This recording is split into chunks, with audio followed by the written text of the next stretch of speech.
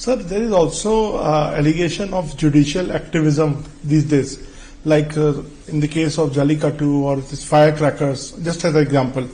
Sir, what is your take on that, sir? No, I always say that judicial activism is bound to remain. From the period of 80s when the court even started entertaining the postcards and exercising PIL jurisdiction. Because in many cases the citizens, on account of their socio-economic handicaps, are not in a position to directly approach the court for redressal of their grievance for protection of their rights. So in such a situation, permitting a person to approach the court on their behalf is in a way, it fulfills our promise of economic and social justice to the last citizen of this country. But then there are limits within which the judicial activism should act. As I always say, the judicial activism should not turn into judicial adversaryism or judicial terrorism.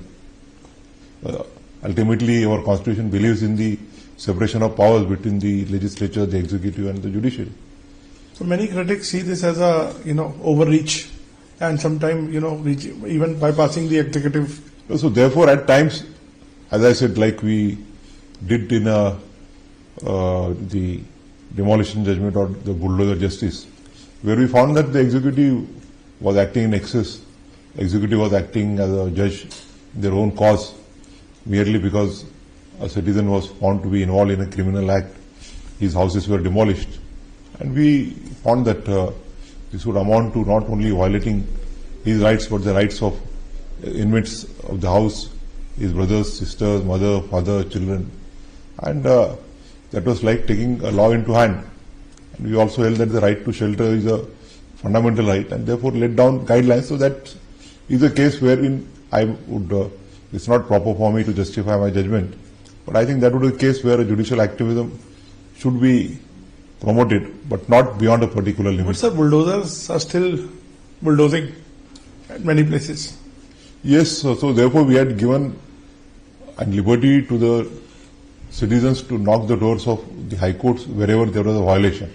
And we had also expected that wherever such a grievance is brought to the notice of the court, we had laid down stringent measures that the person who is indulging in violation of the orders of the court would be guilty for the contempt of court. And not only that, we have also directed that such demolished house, after following the proper procedure, is found to be illegally demolished, then the government will have to reconstruct it and recover the amount from the persons who are guilty.